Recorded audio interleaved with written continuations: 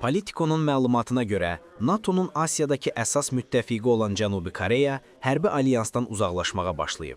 Qərb analitiklərinin fikrincə, Respublika hakimiyyəti daxili iqtisadi məsələlərin həllinə və ABŞ prezidenti Donald Trumpla dialoqa fokuslanıb. Trump artıq prezident Lee Jae-myung ilə görüşərək ticarət və təhlükəsizlik məsələlərini müzakirə edib.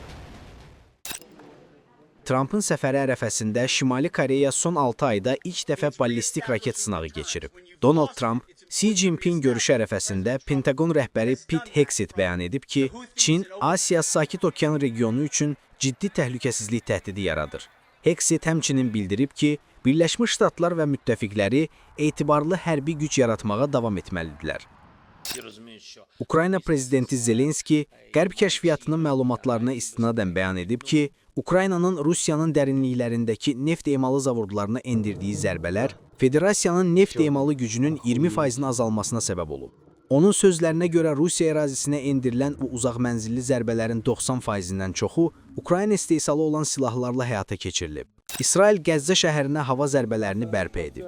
Əl Cəzirə telekanalının məlumatına görə, oktyabrın 28-i axşamından bəri Qəzzada İsrailin hava zərbələri nəticəsində ölənlərin sayı 90-ı ötüb. Melissa qasırğası artıq 4-cü kateqoriya intensivliyinə çatıb və Kuba sahillərinə yaxınlaşır. Yamaykanın cənub-qərbindəki St. Elizabeth bölgəsi sular altında qalıb. Cənub-qərbi Yamaykada yarım milyondan çox insana daha yüksək yerlərə köçmək tövsiyə olunub.